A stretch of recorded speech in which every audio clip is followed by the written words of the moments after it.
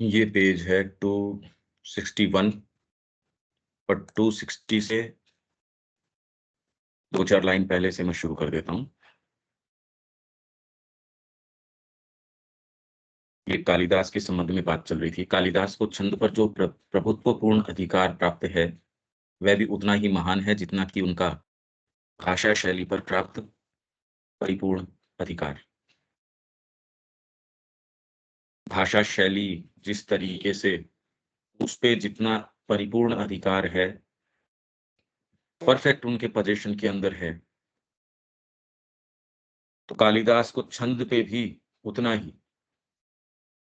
किस तरीके से छंद, यहाँ हमें प्रत्येक प्रकार के छंद में संस्कृत भाषा के शब्द सामंजस्य की सर्वाधिक पूर्ण उपलब्धियां देखने को मिलती हैं। शुद्ध गीत्यात्मक स्वर माधुरी तो केवल आगे चलकर इस युग के अंत में जयदेव जैसे दो एक कवियों में ही पाई जाती है। वे शब्द सामंजस्य, सुंदर स्वर संगतियों की सतत सूक्ष्म गहनता पर और उस अर्थपूर्ण सुरताल के शिष्ट प्रयोग पर आधारित हैं, जो संगीत के स्वर की प्रवाहशील एकता को कभी भंग नहीं करता। और कालिदास के काव्य का दूसरा गुण है सार तत्व की अक्षय प्रचुरता। आप, भाषा तो बहुत सुंदर है आपकी, पर कंटेंट जो है, अब वो आइडिया थोड़ा सा है, उसको आप दे रहे हो, अक्षय नहीं है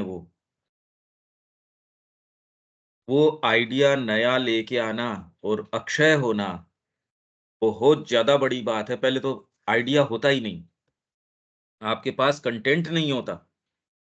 अभी यदि बात की जाए विचार की, कंटेंट की, कंटेंट नहीं है। चिंतन, कितना विशाल चिंतन चाहिए, आप ये देखिए कि जो प्रवेश करता है सार तत्व की अक्षय प्रचुरता, ऐसी प्रचुरता जो अक्षय है, ये कैसे होता होगा? इसको धीरे धीरे धीरे धीरे स्वयं हमको भाई साइकोलॉजिकली महसूस कर सकते हैं, और वो भी हम जितना कर सकते हैं उतना कर सकते हैं। इनको क्या उपलब्ध थी, इसका तो आभास बहुत मुश्किल है। ये तो आप डायरेक्टली उस लिटरेचर को टच करो, करके भी उसके अंदर जा पाओ, नहीं जा पाओ। श्री अरबिंदो का लोग पढ़ ही रहे हैं। भई ये सारी तो उपलब्ध हैं ही पुस्तकें। उनमें प्रचुरता क्या है, बात क्या है, माँ का साहित्य है, उसमें जो वैरायटी है और इतनी साफ सीधी-सीधी भाषा के अंदर उसमें कोई अलंकार वगैरह कुछ नहीं, पर गंभीरता उसकी ऐसी कि और कोई दूसरा उसकी सानी नहीं है, उसका कोई बराबरी नहीं है उसकी। आप ये देखो, प्रचुरता इवन माँ के साहित्य की, और उसमें जो कंटेंट है, कितनी बार आपने पढ़ लिया होगा, कितनी बार उसमें हर बार अब जब चेतना की स्थिति के अनुसार उसमें प्रवेश करते हो, वो चीज़ ही कुछ और है। विचार और सार तत्व के परिधान रूप, शब्द और ध्वनि के पूर्ण सौंदर्यात्मक मूल्य को प्राप्त करने के लिए सदा सतर्क रहते हुए, वह इस बात की ओर भी समान रूप से सावधान रहते हैं कि स्वयं विचार और सार तत्व भी उच्च, ओजयुक्त या प्रचुर बौद्धिक, वर्णनात्मक या भावमय मूल्य से संपन्न हों। यही बात मैं कह रहा हूं कि कंटेंट आपने संगीत के अंदर कौन से स्तर से आ रहा है, उसके विषय में भी ये अपनी कविता के अंदर, अपने काव्य के अंदर कि कहाँ से आ रहा है, सावधान रहते हैं कि स्वयं वो विचार और सार तत्व स्थायी हो, ओजयुक्त हो, प्रचुर बौद्धिक। अभी तो हम ध्यान से देखेंगे तो बौद्धिक है ही नहीं, बौद्धिकता नहीं है। मनुष्य एट लार्ज अभी तो घोर पाशविक है। वर्णनात्मक या भावमय मूल्य से संपन्न हो, ये सारे गुण इसमें हों, ये भी वो सतर्क रहते हैं। उनकी परिकल्पना अपनी दृष्टि में विशाल है, यद्यपि उसमें प्राचीनतर कवियों की सी वैश्व विशालता नहीं है। तो प्राचीनतर कवि जो थे, उनकी यूनिवर्सैलिटी और उसकी विशालता जो है वो क्या रही होगी, उसका भी आइडिया नहीं है। और साथ ही ये अपनी क्रियान्विति मतलब एग्ज़ीक्यूशन के प्रत्येक पग पर अपने स्तर को बनाए रखती है। ये नहीं कि एक अभिव्यक्ति, एक कविता, एक पेज, एक लाइन ये तो इस तरीके की करी, बाकी वही मंडेन तरीके की तुकबंदी चल रही है, छंद उसमें अच्छा-सा डाल दिया, उसमें थोड़ा भाषा आपने वही थोड़ी-सी बना के भाषा के ऊपर आपका हाथ सिद्ध है, पर विचार कुछ है ही नहीं। उसके अंदर आप ये देखिए कितने ये जो अच्छे राइटरों की आपकी गिनती के अंदर जो लोग आते हैं, उनका कंटेंट देखो, कुछ नहीं। एक सामान्य से व्यक्ति की कहानी, उसका बस थोड़ा-सा वो एक स एक भावनात्मक वर्णन, कोई उसमें ऐसी बात नहीं जो आपको ऊपर लेके जाती हो।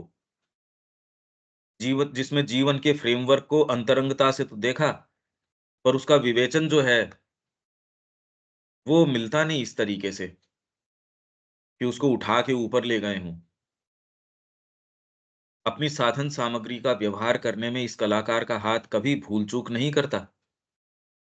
हाँ, उनकी एक कृति इस बात का अपवाद है, जो रचना के दोष से विकृत है तथा उनकी कृतियों में सबसे कम महत्वपूर्ण है। यह संकेत कालिदास के सर्वप्रथम अप्रोढ़ खंड काव्य ऋतुसंहार की ओर है। और जिस प्रकार उनकी लेखनी का स्पर्श महान और सूक्ष्म होता है, उसी प्रकार उनकी कल्पना भी सर्वदा अपने कार्य के उपयुक्त होती है। ये कालिदास के संबंध में चल रहा था। ये हमारी संस्कृति में ऐसे लोग होके गए हैं और इनका प्रभाव कहीं गया नहीं।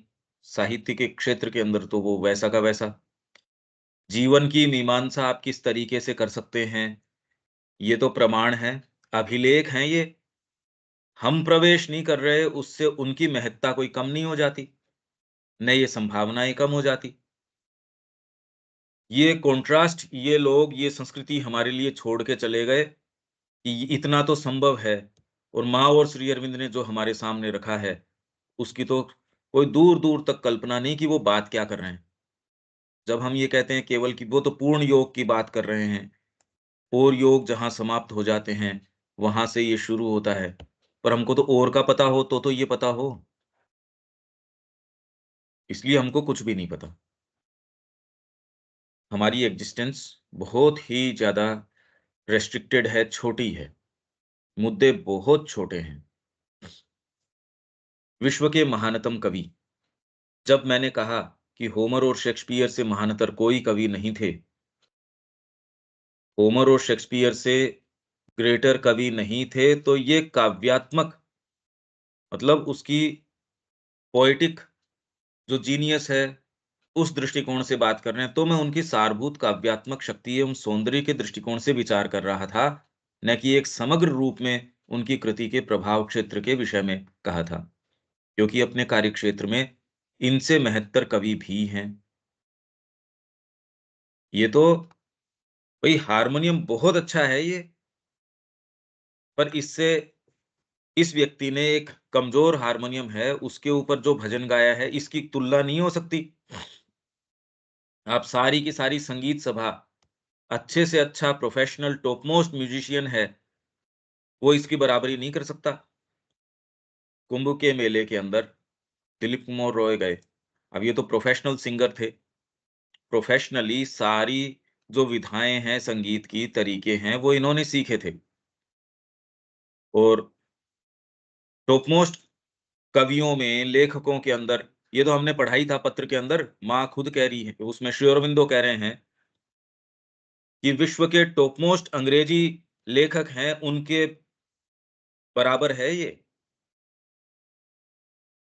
ऐसे वो वहाँ गए, उसमें कुंभ के अंदर, एक यूँ ही सामान्य आवाज़ के अंदर एक कोई साधु है, वो कुंभ के अंदर गा रहा है अपना, इकतारे पे गा रहा होगा, कोई स्वर विशेष नहीं, कोई कुछ उसमें कोई इस तरीके का कि आडंबर हो, कुछ दिखावट हो। उन्होंने देखते ही उसको पहचाना धीरे, धीरे, धीरे पहले तो पहचानना मुश्किल, अरे भई आप इधर से गुज़र भी रहे हों, पता नहीं कितने-कितने, क्या-क्या करते रहते हैं। इन्होंने कहा देखते ही मेरे को, मैं जब उधर से मैंने देखा वो गा रहा था, मेरा सारा जो दर्प है या घमंड है मेरा, वो गल के एकदम पिघल गया कि ओहो! ये तो मैं अपने संगीत के ऊपर बताइए, अभिमान कर रहा हूँ, ये तो बात ही कुछ और है। इतने कितने ऐसे कितने व्यक्ति होंगे, कितनी कृतियाँ होंगी, हमको कुछ सेंस नहीं है इस जगत के अंदर, कुछ भी सेंस नहीं है। हमारा वैल्यू सिस्टम इसके ऊपर निर्भर करता है कि हम भीतर से कितने अवेक हैं, नहीं तो हम कुछ नहीं जानते, कुछ भी नहीं जानते। तो उन्होंने कहा भई ये हुआ, और दूसरा व्यक्ति कोई उनके साथ ही खड़ा हो, उसको कोई प्रभाव डाले नहीं, बस कोई ये थोड़ी कि वो गा रहा है, कोई दूसरा उनके पास, वो तो कहे ठीक है, ये इनकी मॉडेस्टी है, ये इनकी काफ़ी हम्बल व्यक्ति हैं, तो ऐसा कह रहे हैं। वो तो साफ-साफ कह रहा है कि भई मेरा सारा जितना भी घमंड है, वो सारा गल गया। कि ओहो! मैं तो अपने ऊपर अभिमान कर रहा था, ये क्या है? ये तो बात ये है कि आप कहाँ से उस चीज़ को लेके आ रहे हो। इस दृष्टिकोण से महाभारत इलियड की अपेक्षा एक अतीव महान रचना है, और रामायण ओडिसी से, और इनमें से प्रत्येक की शक्ति एवं उपलब्धि शेक्सपियर के संपूर्ण नाट्य जगत से अधिक विशाल क्षेत्र में फैली हुई है। मतलब ड्रामा, आज आप ये देखते हैं कि शेक्सपियर के ड्रामाज़ हैं, उनके मंचन हो रहे हैं, ये हो रहे हैं। तो उनका जो विषय वस्तु है और उसका जो क्षेत्र है, काफ़ी विशाल है। क्योंकि जीवन की अंतरंगता में प्रवेश करके वो उसको सामने लेके आते हैं, और अपनी वाणी से ऐसा लोच है कि एक शब्द आपको, चाहे कितना भी और साहित्य कर लो, वो एक शब्द, वो उस पूरे माहौल में वो एक शब्द जीवन की कोई ऐसी चीज़ आपको निकाल के दे देगा। ये तो हमारा प्रवेश नहीं है, इसलिए हमको नहीं पता। एक शब्द, एक लाइन, एक प्रसंग, एक कोई पैसेज, आप कह दोगे ओहो! क्योंकि ये भई सुप्रीम पोएट्स के अंदर से है, अगर पोएटिक जीनियस की बात करें, तो मतलब क्या लेके आ रहे हैं? कुछ तो लेके आ ही रहे हैं वो। हमारा प्रवेश नहीं है, हमारा तो किसी भी चीज़ में प्रवेश नहीं है। ये सेंस आ ही नहीं पा रहा, देखिए क्या हो रहा है। तो ये नाट्य जगत से अधिक विशाल क्षेत्र में फैली हुई है, इनकी उपलब्धि। तो इनका क्या क्षेत्र है? न हमको शेक्सपियर का पता, न इनका पता। भावनात्मक रूप से तो पूरा राष्ट्र इससे प्रभावित है, रामायण से, महाभारत से। पर एक्चुअल में क्या है, जो श्री अरबिंदो कह रहे हैं, उसका तो जो इनके भक्त हैं, इनको भी कोई कोई प्रवेश इस तरीके से तो कोई कृति है नहीं, जो ये जाके इनको कंपेयर करे, सामने लेके आए, इलस्ट्रेशंस हों। दोनों ही लगभग वैश्विक विस्तार युक्त योजना पर संप्रतिष्ठ हैं।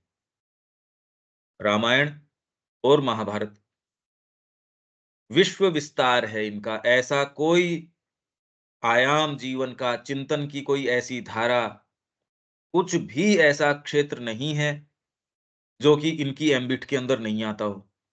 योजना पर संप्रतिष्ठ हैं, और अपने प्रभाव क्षेत्र में समस्त मानव जीवन, और महाभारत तो समस्त मानव चिंतन भी को समाहित करते हैं, और उन चीजों को भी स्पर्श करते हैं जिनका कि यूनानी या एलिजाबेथ काल के कवियों को आभास मात्र भी नहीं था। किंतु कवियों के रूप में छंद, शब्द नियोजन, ये छंद और अलंकार अगर आप थोड़ा देखेंगे, ये अपने आप में विषय इतना विस्तार का है। हिंदी के भी आप छंद और अलंकार, ये अलग से एक आता है। इसको देखो, और बहुत सुंदर है ये। उस तरीके से फिर बाद में कितनी-कितनी जो कृतियाँ हैं आपके, वो उसमें आपके लिए साहित्य का जगत जो है वो धीरे-धीरे, धीरे-धीरे आप इसमें प्रवेश करके तो देखो, ये वैरायटी क्या है छंद की और की, शब्द नियोजन एवं काव्यात्मक सौंदर्य के अभिव्यंजन की निपुणता में। ये यदि थोड़ा-सा व्यक्ति का प्रवेश हो, तो बाहर जो वल्गैरिटी है उस पे बहुत लगाम लग जाएगी, वायलेंस पे लगाम लग जाएगी। अभी हो नहीं सकता कि वल्गैरिटी के ऊपर लगाम लगाने की चीज़ क्या है? हम बहुत ज़्यादा वल्गर हैं, इसका सेंस भी नहीं आता हम कितने वल्गर हैं। हमारी वल्गैरिटी का बिल्कुल हमको सेंस नहीं है। ये साहित्य है, कला है, ये हमको प्रवेश कराती हैं इन चीज़ों में। मनुष्य जाति एट लार्ज ऐसी है क्योंकि उसका प्रवेश ही नहीं है इनमें। नहीं वो ऐसी वल्गर, ऐसी वायलेंट, इस तरीके किसी की सारी चीज़ें अपने ऊपर ही फ़ोकस करने की ये प्रवृत्ति नहीं हो सकती। एट लीस्ट इतने भड़के तरीके से तो नहीं हो सकती। जिनकी इन चीज़ों में रुचि है, तो फिर जो ये आपको स्कूलों में भाषाएँ, ये वो सिखा रहे हैं, इससे क्या इनका तो उद्देश्य है नहीं। न वो कोई साहित्य में प्रवेश करवा रहे, कुछ नहीं करवा रहे। जो सच्ची चीज़ है उसको क्योंकि वो तो सारे को वो किस किस दृष्टिकोण से करवा रहे हैं, इसमें कोई प्रवेश है नहीं। व्यास एवं वाल्मीकि अंग्रेजी या यूनानी कवि से निम्नतर नहीं हैं, परंतु उनसे अधिक महान भी नहीं हैं। ये तुलना कुछ कर रहे हैं, दर्शन विषयक कृतियाँ तथा तंत्र एवं पुराण, फिलोसॉफिकल राइटिंग्स जो फिलोसॉफीज़ हैं यहाँ की, फिर तंत्र और पुराण। ये कुछ-कुछ इसमें ये दिया है, बाकी तो इसमें कभी भी जैसे तंत्र का विषय है, किसको कहें, पुराण है, इसका एफर्ट क्या है? ये विषय अपने आप के अंदर बहुत लंबे डिस्कशंस की माँग करते हैं, जो कि यहाँ हमारी इस स्कीम के अंदर संभव नहीं है। इसमें कुछ-कुछ सूत्र जो श्री अरबिंदो दे रहे हैं, उतने को कुछ हम जितना खोल सकते हैं बीज रूप के अंदर, कि बीज हमारे अंदर आ जाए, धीरे-धीरे हम अगर उस पे ड्वेल अपॉन करें, कुछ उसमें तो तंत्र क्या करता है, पुराण क्या करता है। भारतीय मन का प्रधान स्वर, इसका वह स्वभाव, जो इसकी समस्त संस्कृति के मूल में रहा है और दर्शन, धर्म, कला और जीवन के क्षेत्र में इसके सृजनात्मक क्रिया के अधिकांश भाग का उद्गम और आधार रहा है। इसका वह स्वभाव मतलब इसका भारतीय मन का जो प्रधान स्वर है, वो इसका स्वभाव है। वो क्या है? वैसे तो शुरू में इसका प्रधान स्वर ये सोचने की ज़रूरत नहीं है, वो है आध्यात्मिकता। तो इसका जो प्रधान स्वर, इसका जो स्वभाव, मूल स्वभाव इसका भारतीय मन का या इसके जो भी आप ये कहिए कि प्रधान मनोभाव इसका क्या है, जो इसकी समस्त संस्कृति के मूल में रहा है और दर्शन, धर्म, कला, जीवन के क्षेत्र सारे में इसके सृजनात्मक क्रिया के अधिकांश भाग का आपने जो भी क्रिएट किया, चिंतन के क्षेत्र के अंदर किया, जो कि अलग-अलग विद्याएँ, अलग-अलग कलाएँ, अलग-अलग पद्धतियाँ, चाहे वो योग की हों, चाहे चिंतन की हो, जीवन की सारी पद्धतियाँ, जिसके अंदर राजनीति हो आपके, समाजशास्त्र हो, अर्थनीति हो, चिकित्सा शास्त्र हो और इससे संबंधित और जितने कोई भी फ़ील्ड हो सकते हैं, जिसके अंदर की एनिमल हस्बेंड्री भी हो सकती है, पाकशास्त्र भी हो सकता है, उसमें और आपके सारे के सारे सब टोटल हो सकता है इसके अंदर। आपस में कैसे व्यवहार होना चाहिए और डिटेल इसकी और यहाँ जो डिटेल्स हैं, वो तो माइंड बॉगलिंग है। ये नहीं बस यूँ ही कोई एक छोटा-सा मैनुअल दे दिया, बिल्कुल नहीं। तो ये जितनी भी सृजनात्मक क्रिया है और इसके अनंत क्षेत्र हैं, उनमें अनंत सृजनात्मक क्रिया है, उसके अधिकांश भाग का उद्गम और आधार रहा है। वह जैसा कि मैं बारंबार बलपूर्वक प्रतिपादित करता रहा हूँ, आध्यात्मिक, अंतर्ज्ञानात्मक और आंतरात्मिक ही रहा है। परंतु इस मूलभूत प्रवृत्ति ने एक सबल और समृद्ध बौद्धिक, व्यावहारिक और प्राणिक क्रिया का बहिष्कार नहीं किया है। ये तो इससे प्रमाणित है कि भई आपकी मेटलर्जी है, वो टॉप मोस्ट, जीवन की चिंतनात्मक चीज़ें हैं, वो तो चलो एक है, पर कहते हैं ये चिंतन के ऊपर बस खाली वाग-विलास के अंदर, खाली अटकलबाजी के अंदर, मेंटल स्पेक्युलेशंस के अंदर लगे रहते हैं। अरे मेंटल स्पेक्युलेशन के अंदर नहीं है, भाषा का निर्माण करना, भवनों का निर्माण करना, ऐसी ये तो कह रहे हैं ऐसी ईंटें हमको खुदाई में मिल रही हैं, ऐसी अब तो कहीं भी पूरे विश्व में ये कह रहे हैं कि वैदिक ओरिजिन के प्रमाण मिल रहे हैं। कौन-सा ऐसा फ़ील्ड है जिसके अंदर इन्होंने निर्माण न किया और वो निर्माण भी जिस क्वालिटी और क्वांटिटी दोनों ही स्तर के ऊपर और ये सारे अभिलेख भारतीयों के हैं नहीं, कि हम तो ऐसे निकम्मे हो चुके हैं, हमारे जो मुद्दे हैं वो आप देखो अपने आप को, कि हम कर क्या रहे हैं। ये सारे के सारे बाहर वाले हमको दे रहे हैं। ये जितने भी अभिलेख हैं, जितनी भी ये सारी चीज़ें हैं, भारतीय इतिहासकार जिसको जिसने लिखा वो तो सबसे पहले तो ये आपके कुछ लोग ये मजूमदार है और है, ये सामने लेके आए और इनका भी चिंतन जो है बिल्कुल विकृत है। वो तो पश्चिम वाले तो लेके आ रहे हैं सुंदर रंगों के अंदर यहाँ की और यहाँ का व्यक्ति उसके अंदर अपने आप को तटस्थ दिखाने के लिए अब पता नहीं क्यों वो ये कोशिश कर रहा है यहाँ का इतिहास उन रंगों में लाने की,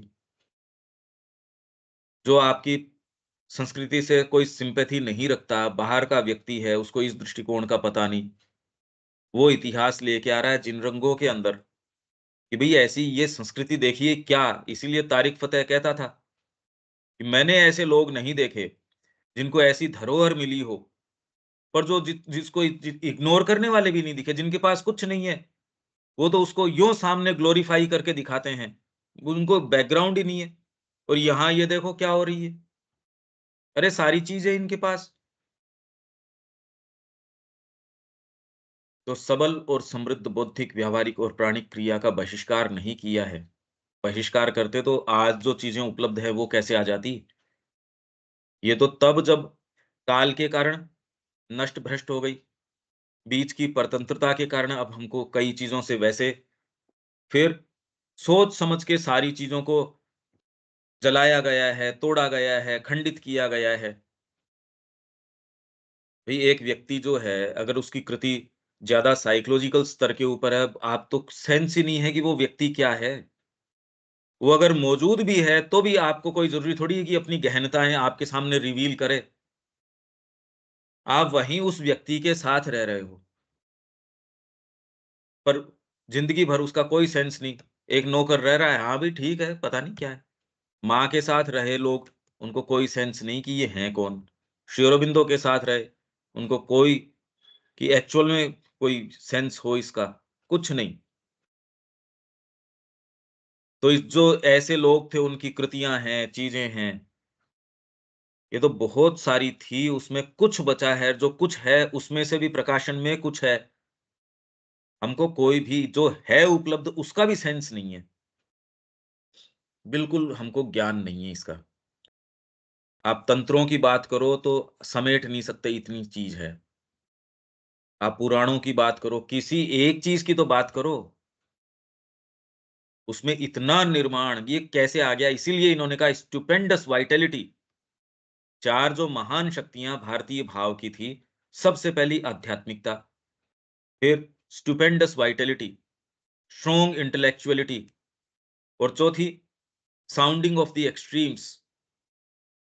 मतलब आप एक्सट्रीम्स के अंदर चले गए, परमात्मा के छोर-छोर के एकदम छोर के ऊपर चले गए और फिर वापस आए। वापस आके सारे तार एक साथ जोड़ दिए, पूरे का मैप निर्माण कर दिया।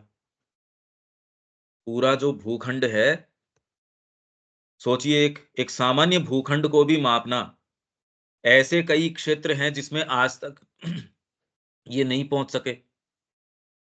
अब नाइल है, अमेज़न है, ये रिवर्स जो हैं, ये ऐसे कई क्षेत्रों के अंदर है जहाँ नेविगेबल ही नहीं है ये। कोशिश कर रहे हैं इनके पास सारे साधन वगैरह से, तो भी ये ऐसे स्थानों में है जहाँ मशीनों का और का भी प्रवेश बड़ा मुश्किल है। इसमें भी ये कोशिश कर रहे हैं साहब गूगल मैपिंग की और की।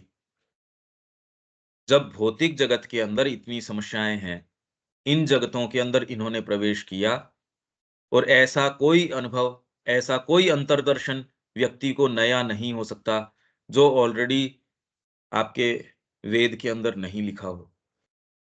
ये कैसी विचित्र बात है, जो वेदांत के अंदर न हो। ये इतना विशाल क्षेत्र कैसे ट्रेस कर लिया? ये कल्पना तो करो। हमको इन चीज़ों का कोई आभास तक दूर-दूर तक नहीं है। हम इसी वर्तमान एक स्थिति को, इसी को देख रहे हैं, यही है बस कुछ है सो। ये यदि सेंस आ जाए हमको थोड़ा-सा भी, ब्रीच आ जाए इसके अंदर, तो ये ज़बरदस्ती का हमने जो इतना बड़ा बलून बना रखा है या बबल बना रखा है, वो खत्म हो जाएगा। ये है बबल ही, पर हम सारे के सारे, इसमें हम में से कोई एक नहीं जिसने, और ध्यान से कहीं कोशिश अगर तोड़ने की भी हो उस बबल को, तो तुरंत कहेंगे यहाँ नहीं, इधर नहीं, इधर प्रवेश वर्जित है। तो शक्तिशाली रूप में इसका समर्थन किया है, प्राणिक क्रिया का, बौद्धिक, व्यावहारिक, प्रैक्टिकल। प्रैक्टिकल कैसे नहीं है? प्रैक्टिकल तो इनफैक्ट आप आक्रमण को ये बताते हो कि कैसे ये सामरिक शक्ति नहीं थी। इनको एकजुट एक सामरिक शक्ति अपनी खड़ी करनी चाहिए थी, राजतंत्र है कमज़ोर था। श्री अरविंद ही पहली बार ऐसा कह रहे हैं कि ये इनकी सबसे व्यावहारिक बुद्धि का प्रमाण है। व्यावहारिकता किस तरीके से? कि और वो बोल रहे हैं कि जिन रोम अपनी सामरिक शक्ति के कारण ही जिंदा था, पर अब आज उसके अवशेष भी नहीं है। तो जो भारत जिंदा, उसकी आत्मा क्या है? उसकी रिचनेस, सांस्कृतिक रिचनेस, उसकी आध्यात्मिक विरासत। आप अगर एक छत्र राज इस तरीके का कर देते हो, इसकी आत्मा ने कभी ये स्वीकार नहीं किया, आक्रमण स्वीकार कर लिया और कहा भारत आज भी भारत है, अपने इस निर्णय के कारण।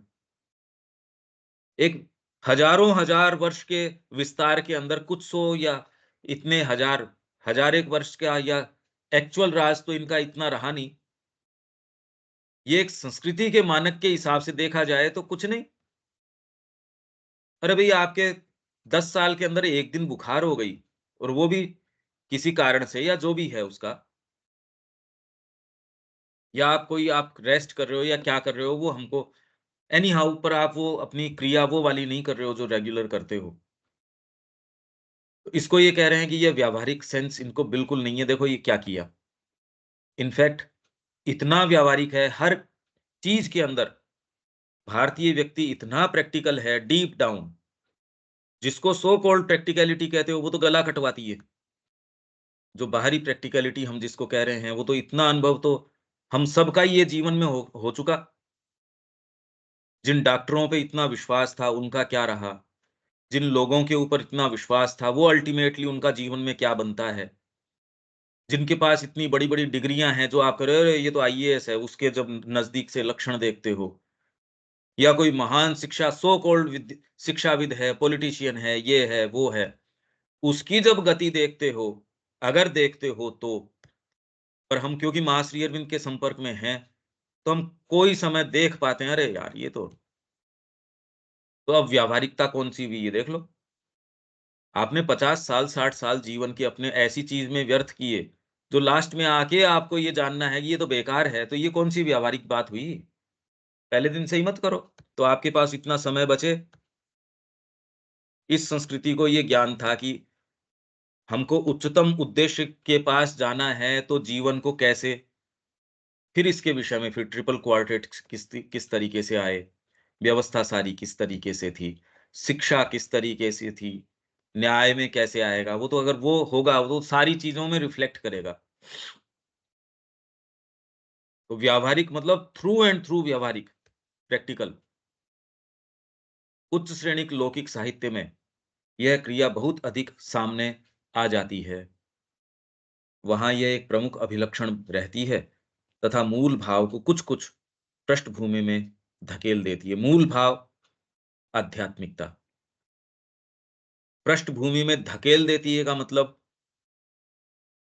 आप साधक हो, अभी पढ़ा रहे हो आप मैथ्स, उसके बोर्ड के ऊपर खूब फ़ॉर्मूले समझा रहे हो, ये है, वो है। अरे! इससे कोई साधक होना थोड़ी आपका खत्म हो गया। और दूसरे को ये लगेगा यार अभिव्यक्ति हाँ, उस समय अभिव्यक्ति आपकी जो कर रहे हो, वो उस तरीके की कर रहे हो। तो ये जो लौकिक साहित्य है, इसमें जो चीज़ें सामने लेके आएँगे, अब पाकशास्त्र है उसके अंदर वो बता रहे हैं आपको ये वाली रेसिपी या इस तरीके से ये। उसमें अब आप इसके अंदर भी वही वाले सूत्र दो जो आपके इस तो वो तो उसके लिए है नहीं ना। अब हम इस क्लास के अंदर ये पर्टिकुलर एक कोई चीज़ की बात कर रहे हैं। अब इसमें आपको सावित्री की करो ना, अरे भई हम एक सर्टेन पूरे बड़े फ्रेमवर्क में एक कोई चीज़ है, उसके ऊपर ध्यान केंद्रित कर रहे हैं। तो पृष्ठभूमि में धकेल दिया का मतलब ये है। ये नहीं कि उसके ऊपर कवरिंग कर दी या ये भाषा को कुछ समझने की हमको आवश्यकता है। नहीं तो इसमें ज़रूरत से ज़्यादा हमारा जिस तरीके का इंक्लिनेशन होगा वैसा पढ़ लेंगे इसमें से। इसका यह अर्थ नहीं, यहाँ ये आ गया ना कि उस समय के लौकिक काव्य में मूल भाव परिवर्तित या लुप्त हो गया है। ये इसका प्रमाण अब है कि हम बिल्कुल परफेक्ट इस गति के हिसाब से चल रहे हैं। ये इसका प्रमाण है कि हमने ये कहा कि इसमें गलत ये न मान बैठना चाहिए। तो तुरंत देखो श्री अरबिंदो भी ये कह रहे हैं इसका ये अर्थ नहीं कि उस समय के लौकिक काव्य में मूल भाव परिवर्तित या लुप्त हो गया था। मैं हूँ तो आश्रम का साधक ही, अरे भई मैथ्स पढ़ा रहा हूँ तो परिवर्तित थोड़ी हो गया मेरा मूल भाव। इनफैक्ट मूल भाव है इसीलिए मैं इस तरीके की एक्टिविटीज़ कर पाता हूँ। नहीं तो जिसके मूल भाव नहीं है वो कहता है भाई भैया मैं तो देखो ये नहीं करूँगा, भजन पे ध्यान रखूँगा मेरा तो, या लुप्त हो गया अथवा उसमें अंतरात्मिक या अंतर्ज्ञानात्मक तत्व कोई भी नहीं है। ऐसी बात नहीं है ये कह रहे हैं। इसके विपरीत वहाँ जिस प्रकार की मानसिकता प्रतिबिंबित हुई है, वह सुपरिचित भारतीय ढंग की है, जो धर्म दार्शनिक, धर्म नैतिक, धर्म सामाजिक मतलब सारे के अंदर धर्म का तत्व तो जुड़ा हुआ है। माइंड से आप देखोगे तत्व क्या है? तो दर्शन।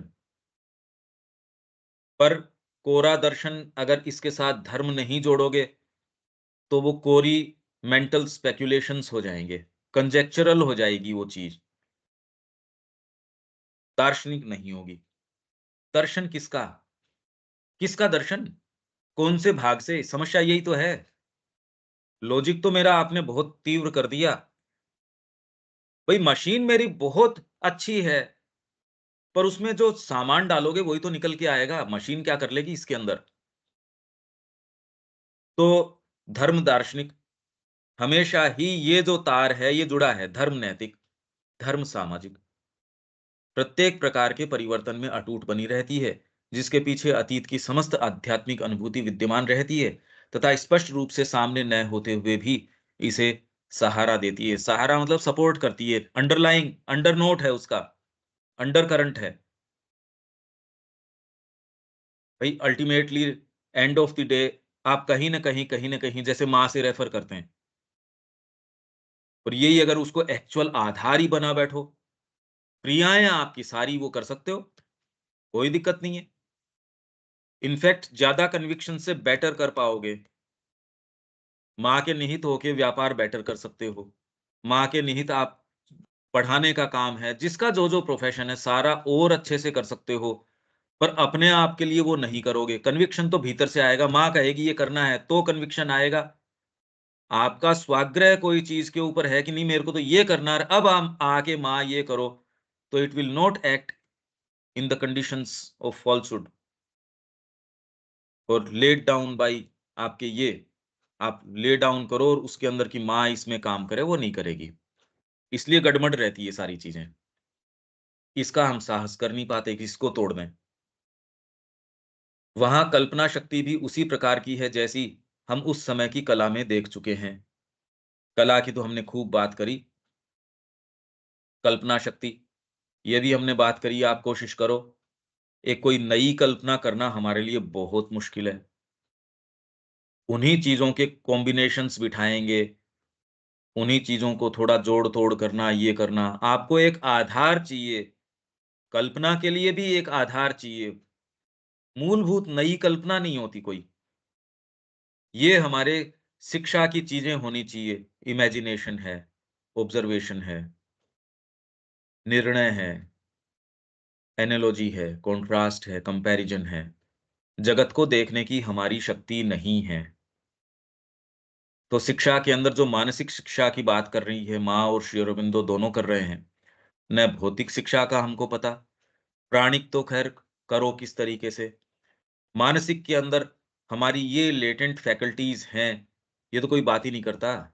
आपको लगता है ये दूसरे ये बात कर रहे हैं, वो नहीं कर रहे वो वाली बात। वो जो कह भी रहे हैं क कल्पना तो सभी काम में ले रहे हैं इस शब्द को, पर कल्पना किसकी? वो तो कह ही नहीं रहे कि ऐसी कोई बात करो। वो तो उन्हीं चीज़ों को जोड़-तोड़ के, उन्हीं विचारों को, उन्हीं भावों को ये वो एक सामंजस्यपूर्ण जगत की कल्पना नहीं कर सकते। वो इनको कपोल कल्पना लगेगी, यार व्यावहारिक थोड़ी है ये कोई। दिव्य जीवन की संकल्पना श्री अरविंद ने दे दी, उनके अनुयायी तो मानते हैं क्या इसको? प्रैक्टिकल मानते हैं क्या इसको? अर्थपूर्ण रूपक, प्रतीक और गाथा के ढांचे भी वही हैं।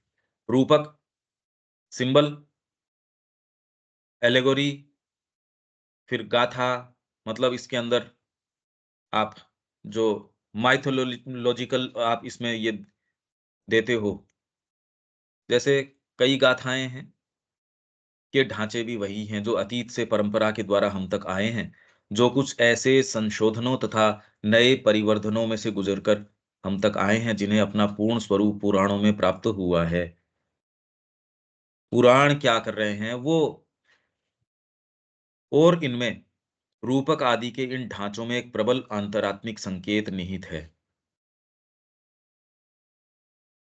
अब इसके अंदर अब उनके भाई को जो लिखा है वो पत्र इसमें आया है या नहीं आया वो मेरे को नहीं पता।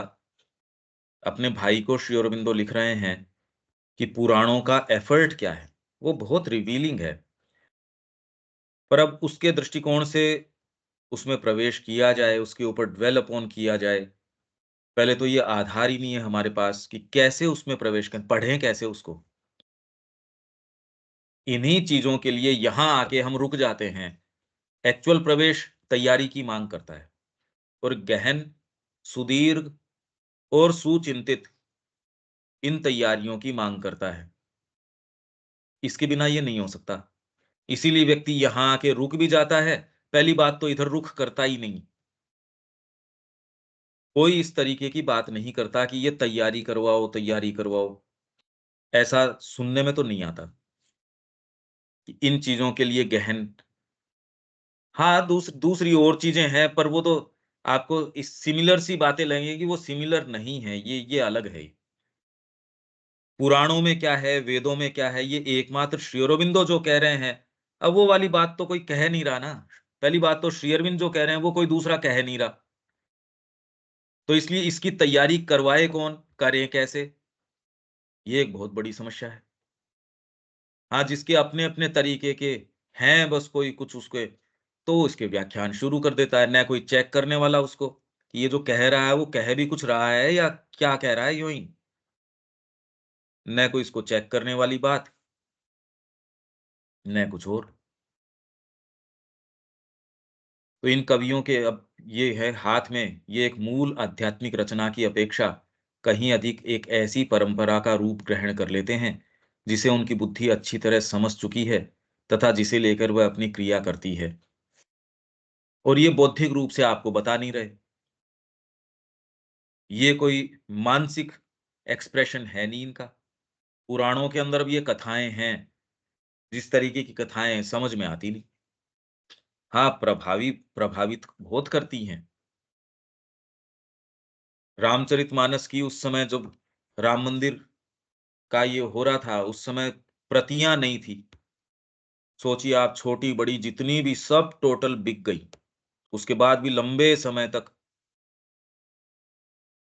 कितना-कितना प्रभाव, कितना-कितना ये तो लोग पढ़ रहे हैं, संपर्क में आ रहे हैं, पर ये वाली चीज़ के संपर्क में नहीं आ रहे। भावनात्मक पक्ष एक है, पर उसमें अकेला यही पक्ष नहीं है ना। उसमें तो आपके सारे सत्य हैं, भावना के जगत के और भावना भी तो हमारी तैयार नहीं है, भावना तो बहुत बहुत ज़्यादा थोड़ी है। वो भी हमारे जीवन पे इतना असर डाल रही है, तो आप ये सोचिए कि एक्चुअल्स में प्रवेश किया जाए, ये क्या कर सकती है? पर केवल यही सत्य नहीं है, आपके ओकल्ट जगत के सत्य हैं, आपके स्पिरिचुअल जगत के सत्य हैं, साइकोलॉजिकल जगत के सत्य हैं और ये अलग-अलग हैं, एक नहीं है ये। इनकी चर्चा की जा सकती है, पर अब ये तो एक-एक सब्जेक्ट इस तरीके का है कि कैसे ओकल्ट एक चीज़ है, ओकल्ट और साइकोलॉजिकल बिल्कुल अलग-अलग चीज़ें हैं और स्पिरिचुअल जो चीज़ें हैं, स्पिरिट क्या करेगी? वो बिल्कुल तो स्पिरिट को तो आज तक कोई स्थान मिला ही नहीं, स्पिरिट को यहाँ, यही तो हमने पढ़ा कि आज तक कोई भी युग ऐसा नहीं आया, कल-परसों ही तो हम पढ़ के गए थे ये, कि जहाँ स्पिरिट को अपना स्थान मिला हो अभी तक। सुप्रामेंटल आने के बाद पहली बार स्पिरिट जो है उसके हाथ खुलेंगे और वो एक्चुअल में काम कर सकेगी। अभी जितनी भी चर्चा, परिचर्चा इतना सारा ये है, अभी स्पिरिट को खुले हाथ मिले नहीं। तो ये कहना क्या चाह रहे हैं और ये किसके लिए? अरे हम सब की ये निधि है ये हम सबको प्राप्त हो सकता है। तो ये ऐसी परंपरा का रूप ग्रहण कर लेते हैं जिसे उनकी बुद्धि अच्छी तरह समझ चुकी है तथा जिसे लेकर वह अपनी क्रिया करती है और यहाँ बुद्धि ही प्रधान वस्तु है, जो इस ढांचे और प्रारूप के अंतर्गत प्रचलित विचारों और वस्तुओं को स्वीकार करती तथा उनका समालोचन करती है और अपनी समीक्षात्मक या उत्पादक समालोचना एवं स्वीकृति को कलात्मक चित्रण और अलंकारक रूपक की तीव्र रेखाओं और समृद्ध रंगों के द्वारा सजीव बना देती है। सजीव बना देती है वो। भई जैसे कृष्ण प्रेम कह रहे हैं, राधा और कृष्ण का प्रेम, ये अंतरात्मा का अट्रैक्शन जो है भगवान के प्रति, उसका रूपक ये राधा और कृष्ण नहीं है, उसका रूपक जनरली उल्टा बताया जाता है कि राधा और कृष्ण का प्रेम, ये रूपक है, अंतरात्मा का परमात्मा के लिए प्रेम। कृष्ण प्रेम कहते हैं बात उल्टी है। अंतरात्मा का जो प्रेम है परमात्मा के लिए वो रूपक है, वो रूपक है। राधा और कृष्ण जो हैं वो पर्सनैलिटीज़ हैं। उनका भाव प्रतिरूपित हो जाता है यहाँ इस तरीके से कि आपका अट्रैक्शन अंतरात्मा का परमात्मा के लिए सहज अट्रैक्शन जो है, ये रूपक है। यहाँ जितनी भी आध्यात्मिकता है, वो ये कहती है कि वो इसका प्रतिरूप है, वो रूपक है। अब ये एक डीप साइकोलॉजिकल नहीं, स्पिरिचुअल अनुभव है ये, ओकल्ट नहीं है ये। हो सकता है, आपको इस दृष्टिकोण से दिख सकता है, पर ये डीपली स्पिरिचुअल एक्सपीरियंस है। अब ये बातें ऐसे क्षेत्रों में प्रवेश करना है, अगर आ जाती हैं कोई समय, कुछ लेटर्स श्री अरबिंदो के इससे संबंधित हैं। कृष्ण प्रेम वाली पुस्तक आप फटाफट पढ़ के जा सकते हो, पर बहुत एब्स्ट्रैक्ट तरीके की हैं कई चीज़ें। जहाँ तक जीवनी संबंधी हैं, वो तो आपको कुछ-कुछ लगेगी कि हाँ, रिलेट कर पा रहे हो। बाकी जहाँ गहन विषयों में प्रवेश करते हैं, वो नहीं समझ में आते। जैसे एक जगह वो ये कह रहे हैं कि भई मुद्दा ये नहीं है कि मैं क्या चाहता हूँ, मुद्दा ये है कि कृष्ण क्या चाहते हैं। अब ये बात तो स्पिरिचुअल सो कॉल्ड स्पिरिचुअल व्यक्ति है, उसके भी नहीं समझ में आती क्योंकि मुड़-मुड़ के वो ये देखता है लास्ट तक भी, मेरे को क्या प्राप्त हुआ? आध्यात्मिक रूप से क्या प्राप्त हुआ? और जो व्यक्ति ये देख रहा है कि कृष्ण क्या चाहते हैं, वो ये मुड़ के थोड़ी देखेगा। ये एक ऐसा शिफ्ट है, जो बताया तो नहीं जा सकता। ये बताओ कैसे? बता तो दिया ही। और अभी ये बता ही दिया, तो आप कहोगे हाँ, ये तो ठीक ही बात है। अरे पर ये कहने से नहीं होती ना, ये तो ज़िंदगी लगा दो तो नहीं पता चलता इस बात का। फिर वो ये कह रहे हैं, कृष्ण वो प्रकाश हैं, जिसको देखा नहीं जाता, जिससे देखा जाता है। आप क्या देखोगे कृष्ण के प्रकाश को? वो है प्रकाश। उसके माध्यम से चीज़ों को देखोगे। अब क्या समझें हम इस बात को? अब यूँ तो समझ ही रहे हैं, शब्द तो है ही ये। तो ये इसी तरीके से सारी चीज़ को सामने लेके आ रहे हैं, जो पुराणों के अंदर चित्रण हैं। जैसे कला के अंदर वो व्यक्ति किस तरीके से देखता था, वो नेत्रों से नहीं देखता था, वो हमने बहुत लंबी बात करी है, कि वो अंतरात्मा से देखता था। अब ये तो एक शब्द ही तो है यूँ तो। तो देखता कैसे था? आँखें बंद करके देखता था क्या अंतरात्मा से? कैसे देखता था? आँखें ही बंद करनी थी तो इतनी डिटेल ये गुफाओं की और की, पिलर्स की, इतनी परफेक्ट डिटेल्स बनाने की ज़रूरत क्या थी? ऐसा ही कार्य इसी मनोभाव से ये जो पुराण के रचयिता हैं, वो कर रहे थे। अब यहाँ जो जिन रूपकों में, कथाओं में वो जिस तरीके से देते हैं, कुछ समझ में नहीं आता, क्यों दे रहे हैं इस तरीके की? आपके वृंदावन की लीलाएँ हैं, उसके अंदर कितने-कितने असुर हैं, उनका संहार है, उद्धार है, ये है, वो है। कहाँ रखें? उन डिटेल्स को कहाँ रखें? और इसमें जो सो कॉल्ड आध्यात्मिक आपके या धर्मगुरु हैं, ये कह के और इसको गड़बड़ कर देते हैं। वो कह रहे हैं, "अरे! ये तो भावनात्मक जगत की चीज़ें हैं। ये जो जितने भी वर्णन हैं, तो इसलिए दूसरे वाले कह रहे हैं, ठीक है भई, तुम रहो रच इनमें लगे रहो, हमको क्या दिक्कत है?" मतलब वो स्वयं ये कह रहे हैं कि ये रियल नहीं है एज़ सच, भावना जगत की हैं बस, कि नंद बाबा की इतनी गायें थी, उन्होंने इतनी दास-दासियाँ इनमें शादी में दी उनको या ये वो या फिजिकल ज्योग्राफी जिस तरीके की बताई जाती है, कि इतने क्षीर सागर है, इसमें भगवान विष्णु यहाँ शयन कर रहे हैं। तो ये वाले जो हैं, इनके पास इसकी कोई सेंस नहीं, ये तो श्री अरबिंदो एकमात्र श्री अरबिंदो कह रहे हैं। दूसरों ने एक्सप्लेन इस टर्म पे किया नहीं, उन्होंने तो लिख रखा ही है। प्रवेश कैसे करें, ये एक केवल श्री अरविंद बता रहे हैं। पर जिस तरीके से बता रहे हैं, उसके अंदर कुछ सेंस नहीं। भई उसके लिए प्रवेश करने के लिए भी तो हमारी मानसिकता की तैयारी चाहिए। इसका कोई सेंस नहीं, ये सब बंद पुस्तकें हैं। तो कलात्मक चित्रण और अलंकारक रूपक की तीव्र रेखाओं और समृद्ध रंगों के द्वारा सजीव जैसे ये कला बनाती है, वैसे ही इन्होंने बनाया इसको। किसके माध्यम से? रूपक सिंबल है, एलेगोरी है, फिर उसके अंदर बीच-बीच के अंदर कुछ सावित्री का आख्यान आ गया, दमयंती का प्रसंग आ गया। पता नहीं कितने-कितने प्रसंग हैं।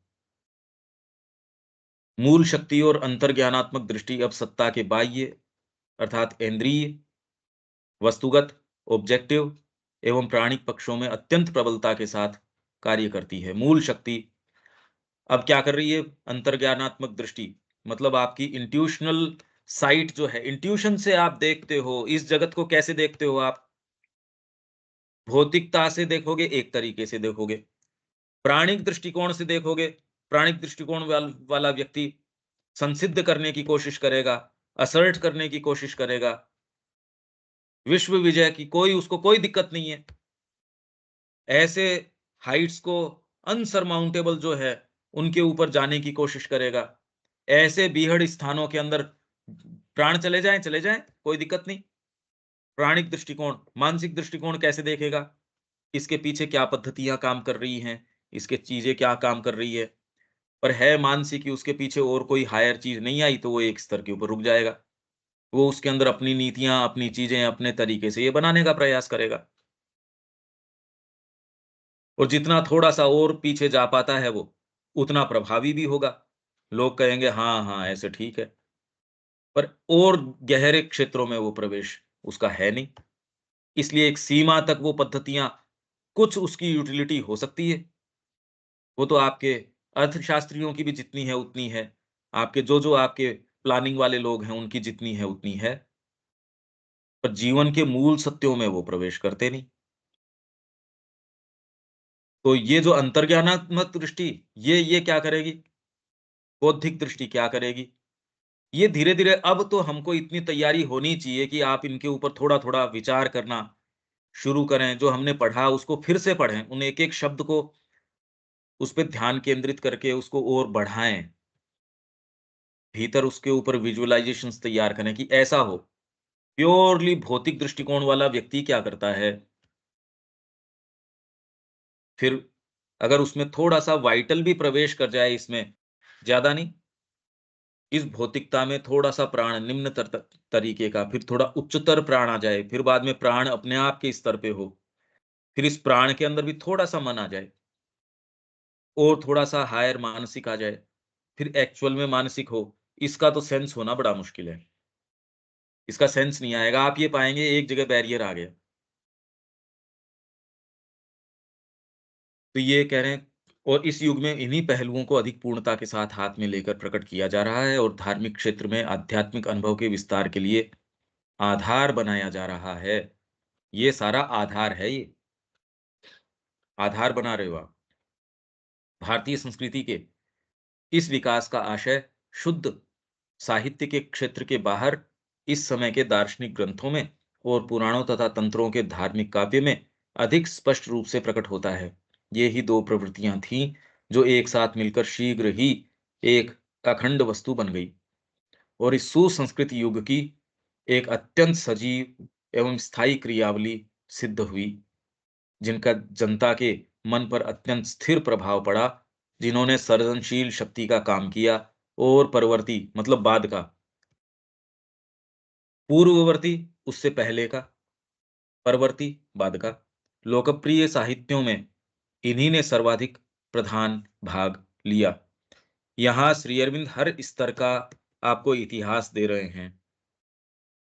दूसरा, कितना भी आप इतिहास पढ़ लो, इस दृष्टिकोण से कड़ियाँ सुसंबद्ध तरीके से सेंस ही नहीं आ सकता। किसी एक चीज़ विशेष का सेंस नहीं आ सकता, एक घटना विशेष का सेंस नहीं आ सकता। और ये आपको डिटेल भी दे रहे हैं, बर्ड आई व्यू भी दे रहे हैं, पर इसको समझने के लिए भी एक बैकग्राउंड की आवश्यकता है। अब ये तो खाली एक इस चीज़ के विषय में है, जिसको लोग टच नहीं करते। अब बताओ बिना बैकग्राउंड और दूसरी कृतियाँ हैं, लाइफ डिवाइन है और है। जो ये ज़्यादा इस चीज़ की बात कर रहे हैं, वो ही हमारे लिए अनइंटेलिजिबल है। और दूसरी में लोग कैसे प्रवेश कर लेते हैं ऐसे एज़ इफ बस यूँ ही, क्योंकि आप मानसिक दृष्टिकोण से उसमें उसमें कितनी भी स्पेक्युलेशंस बनाओ, किसको क्या दिक्कत है? लोगों की वो सेंस नहीं है, आप कुछ भी कह रहे हो, कुछ भी। इसलिए क्या चीज़ की तैयारी है, क्या बात है, ये अब आपके सामने है। इसमें कोई बात है क्या? क्योंकि अब ये हो गई दर्शन विषयक कृतियाँ। ये एक थोड़ा-सा लंबा अब ये है, तो इसमें कोई बात है क्या? अभी तक जो आया उस वो ठीक है या कोई आपका रिफ्लेक्शन है इसमें कोई भी चीज़? दीपक?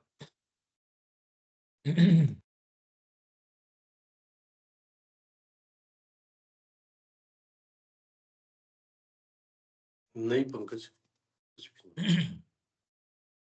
ये सामने आने की बहुत ज़्यादा मतलब ये करने के काम हैं ये बिल्कुल करने के काम हैं।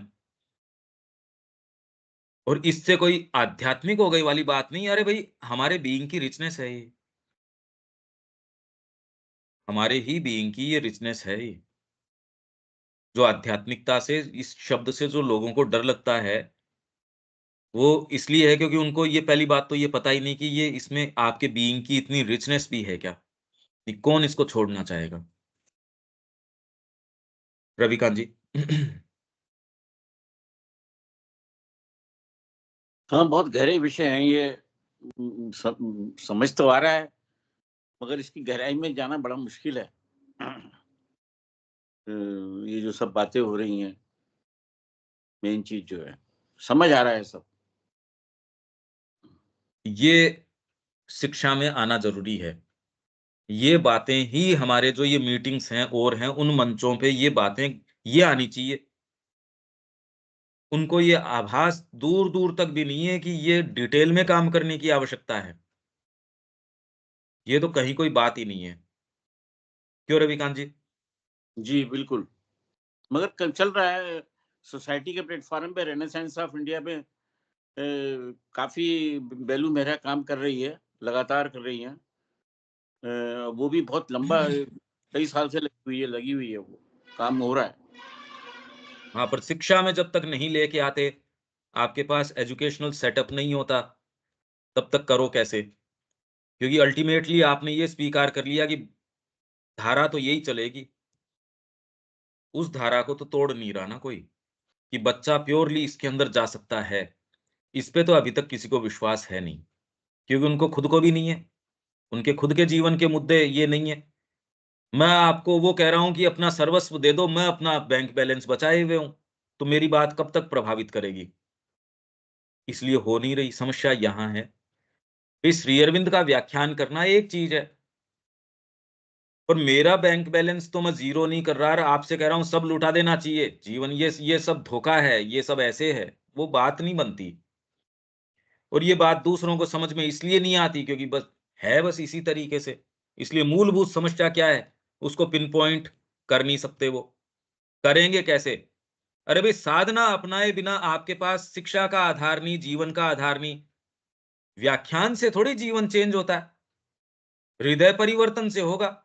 हृदय अभी तक परिवर्तित, अभी तो डर लगता है कि इस जीवन में ये चीजें नहीं होंगी तो जीवन कैसे चलेगा?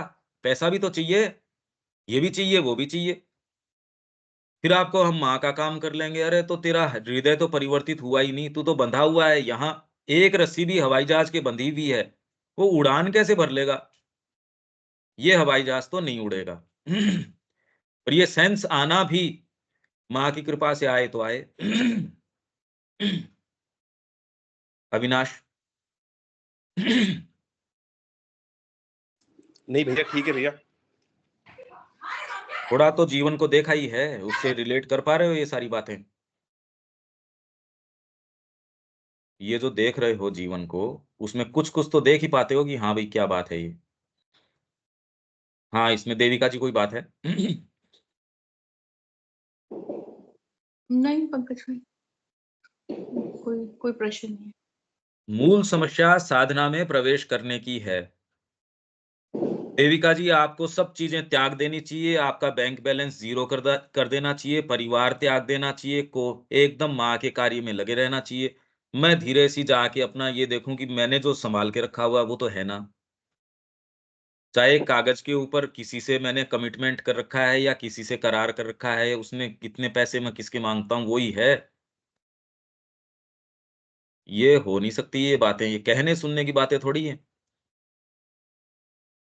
मीरा का जो प्रभाव है वो आप कहने सुनने से ला सकते हो क्या? वो तो मीरा बने बिना या फिर वो भाव लाए बिना, वो नहीं हो सकता। इसलिए ये सारे जितने भी प्रयास हैं, और अब वो साधना कहते ही अब किसी को समझ में आती भी नहीं ना ये साधना, समस्या मूलभूत ये है।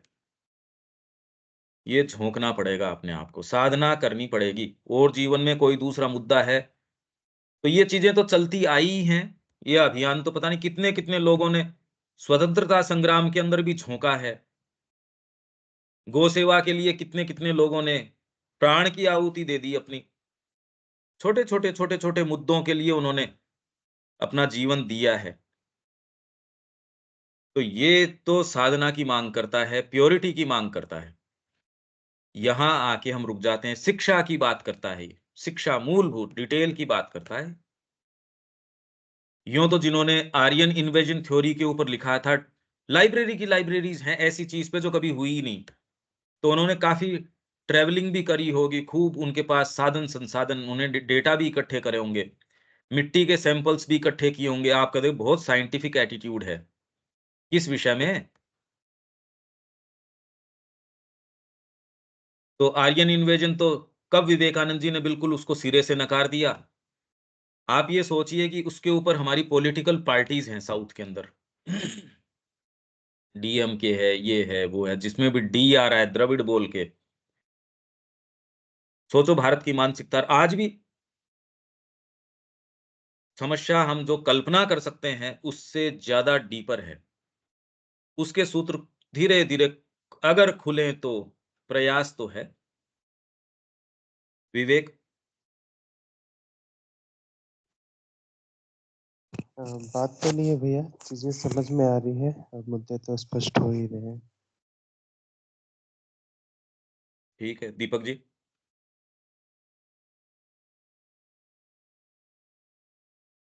यह चर्चा स्वयं की चर्चा है, अपनी बात है, मौलिक है, परंतु अज्ञानतावश हम इसके साथ पराये जैसा व्यवहार कर रहे हैं।